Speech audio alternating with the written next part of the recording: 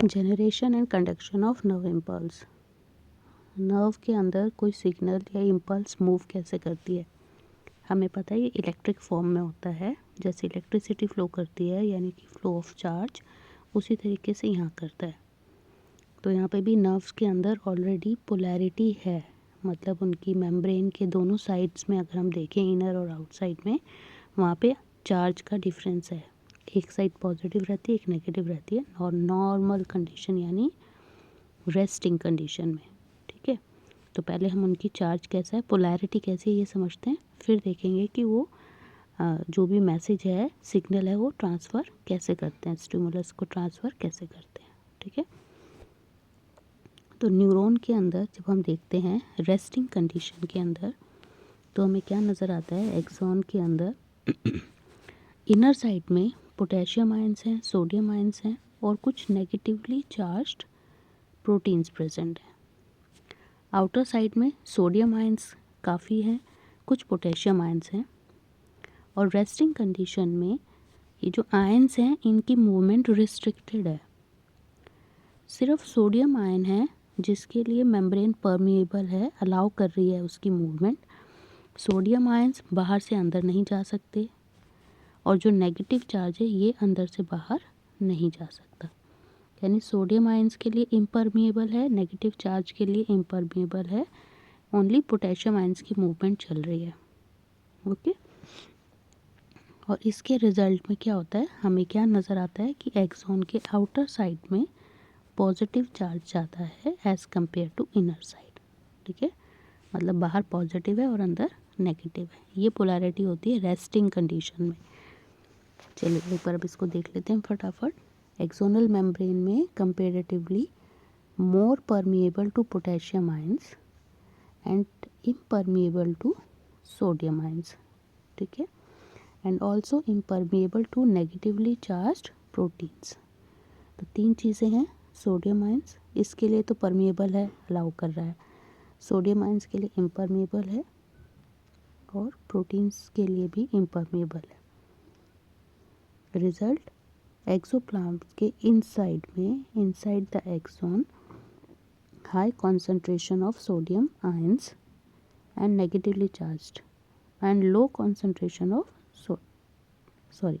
High concentration of potassium and low concentration of sodium. अंदर sodium ज़्यादा है, negatively charge protein ज़्यादा हैं, और सोडियम आयंस कम है। और अगर बाहर की तरफ देखें एक्सॉन के बाहर में, तो बाहर पोटेशियम कम है, सोडियम ज़्यादा है।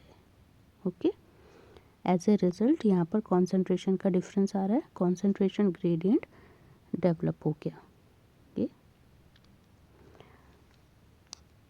क्या हुआ यहाँ पर, एक्सॉन के अंदर पॉजिटिव और नेगेटिव दोनों प्रेजेंट हैं, बाहर पॉजिटिव ही प्रेजेंट है।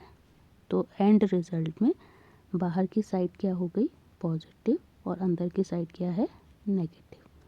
ठीक है, ये पोलैरिटी है उसकी रेस्टिंग कंडीशन में, और ये मेंटेन रहती है किस वजह से, कि यहाँ पर जो मूवमेंट है, रेस्टिंग मेम्ब्रेन की जो कंडीशन है, ये मेंटेन करते हैं एक्टिव ट्रांसपोर्ट ऑफ आयंस, जिसके अंदर 3 सोडियम बाहर जाएंगे तो 2 पोटेशियम अंदर आएंगे।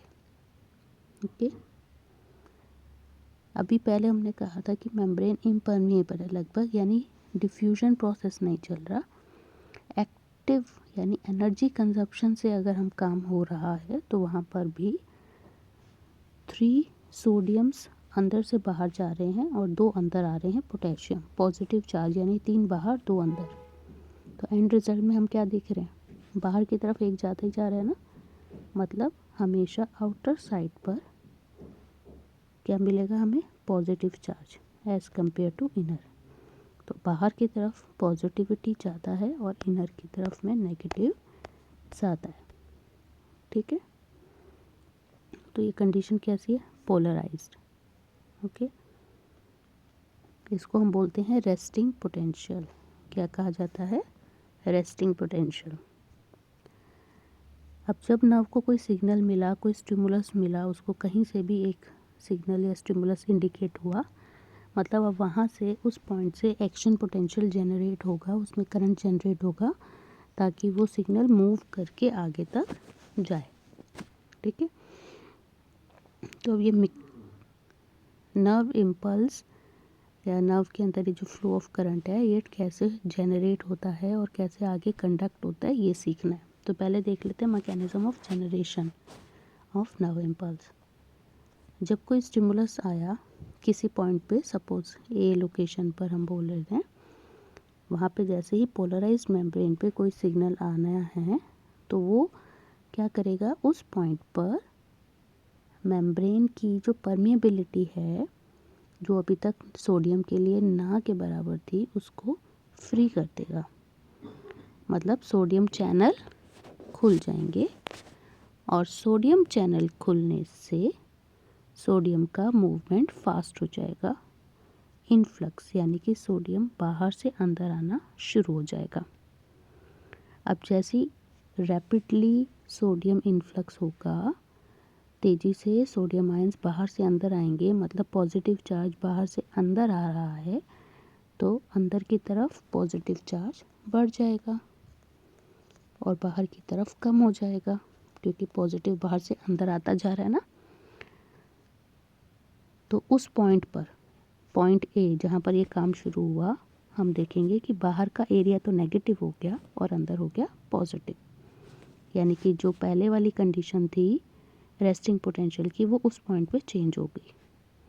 तो अब इसको हम कहेंगे कि यहाँ पर क्या हुआ, पोलैरिटी चेंज हो गई, मतलब यहाँ पे इम्पल्स जनरेट हो गई, यहाँ से फ्लो स्टार्ट हो गया। अब जैसे ए पॉइंट पे चेंज हुआ, उसका रिज़ल्ट वो आगे नेक्स्ट पॉइंट पे उसको सेम प्रोसेस ट्रांसफ़र होगा, नेक्स्ट पे ट्रांसफ़र होगा। तो ऐसे एक पॉइंट से 2 पॉइंट 3 पॉइंट करते करते ये जो फ्लो है ये आगे की तरफ चलता जाएगा। ठीक है, तो ये जो इलेक्ट्रिक पोटेंशियल पॉइंट ए पे शुरू हुआ था, मतलब हमने कहा कि एक्शन पोटेंशियल जनरेट हो गया या नर्व इम्पल्स जनरेट हो गई, और ये अब साइट बी साइट सी आगे मूव करता रहेगा, और ये इस तरीके से जो मूवमेंट है पोलैरिटी की ये आगे बढ़ती जाएगी, और जो पहले वाले पॉइंट पे थी वहाँ पर ठीक होता जाएगा।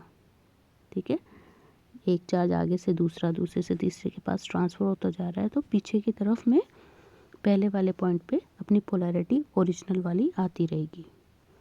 इससे हमें क्या लग रहा है कि एक तरफ से जो सिग्नल शुरू हुआ वो धीरे धीरे आगे बढ़ रहा है, मूवमेंट हो रही है, कंडक्शन हो रहा है।